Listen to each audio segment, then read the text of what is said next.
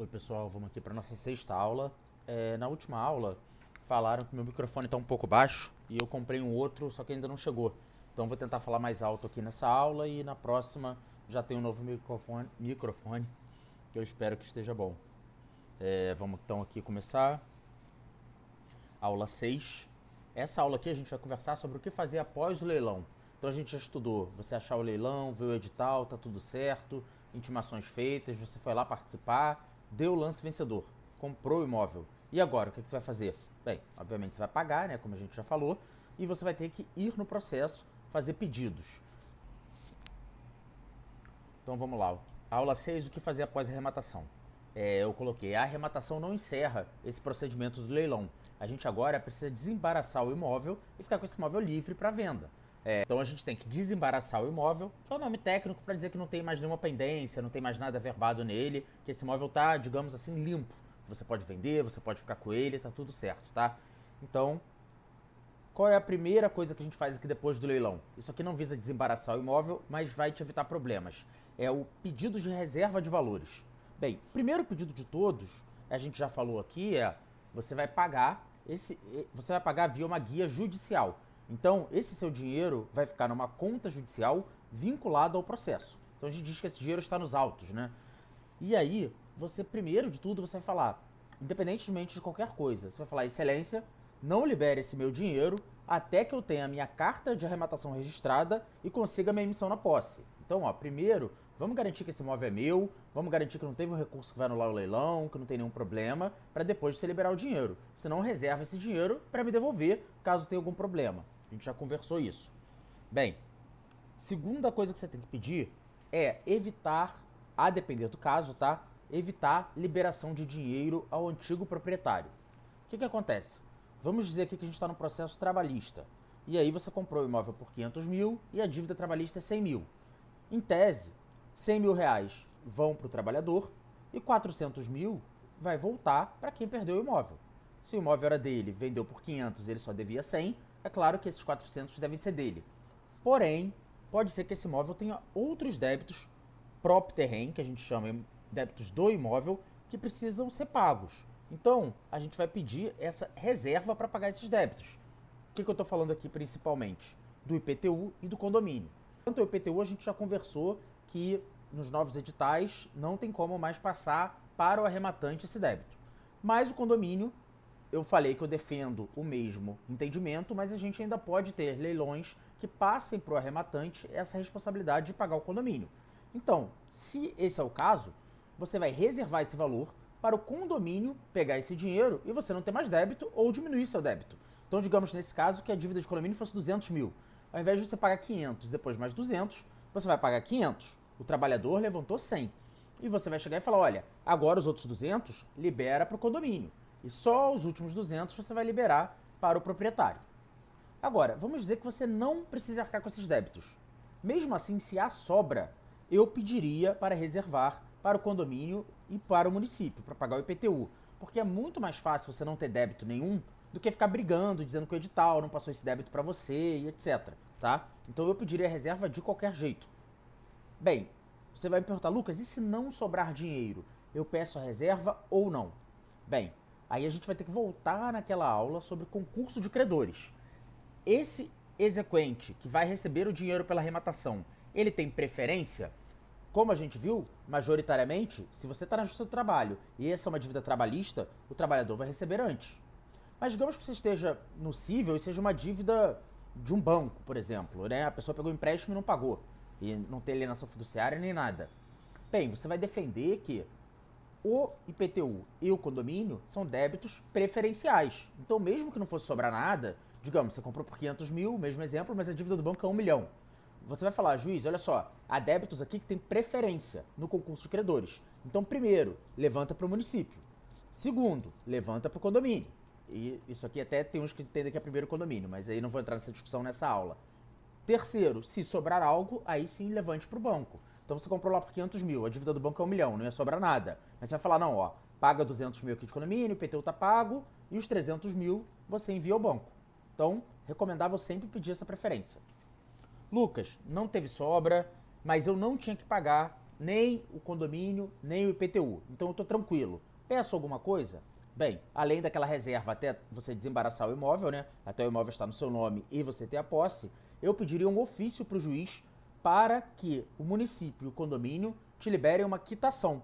Então é um ofício do juiz falando, município, esse arrematante aqui não te deve nada, porque 130 do CTN, favor emitir uma quitação em nome dele. Condomínio, esse novo condômino aí não te deve nada, por favor, emita uma quitação em nome dele. O juiz pode aceitar ou não, não é uma obrigatoriedade da lei, mas geralmente o juiz aceita isso aqui para deixar tudo certo. Senão, quando o condomínio for te cobrar, você vai poder entrar com uma ação, você vai poder tentar negociar, né? Negociar que eu digo não para pagar, né? Porque se você não tiver que pagar, mas negociar para não ter que entrar com a ação. Falar, olha, você está me cobrando errado, por favor, pare, senão eu vou ter que entrar com uma ação, porque está aqui o edital da arrematação. Eu até dei um exemplo de um caso que fica mais fácil ainda, que a própria Assembleia do Condomínio, eu dei o exemplo, salvo engano, na aula 1 ou 2, a própria Assembleia do Condomínio já avisou que não cobraria o arrematante, né? Que ele está desistindo de prosseguir contra o arrematante, vai continuar só contra quem perdeu o imóvel. Então aqui para resumir esse slide, pedir para segurar o seu valor, não dá para ninguém, até que você tenha a carta de arrematação registrada e consiga sua emissão na posse e, a depender das dívidas, pedir para reservar valores para ser pago. Depois, eu vou falar depois, mas é claro que você vai fazer um pedido aqui, talvez único, tá? Para o juiz, reserva o valor, já oficia aqui, oficia ali. É porque a gente vai ver que você tem que pagar ITBI também, você pode ainda não ter pago e já peticionar. Mas vamos lá, cancelamento de hipotecas e demais gravames. Você vai precisar, a gente já teve a aula de que se o credor hipotecário foi intimado, essa hipoteca vai ser cancelada, que as outras penhoras vão ser canceladas, se for uma penhora anterior teria que ter intimado, né? A gente já conversou sobre isso. E falamos brevemente sobre o provimento do Conselho Nacional de Justiça de 2024, agora há pouco tempo, número 188. O que ele diz? No caso de arrematação, alienação ou adjudicação, o próprio juiz do processo que teve o leilão vai mandar cancelar todos os gravames. Então você vai fazer esse pedido para ele, falar, excelência, ó, eu quero cancelar a penhora do próprio processo e outras penhoras, caso tenham.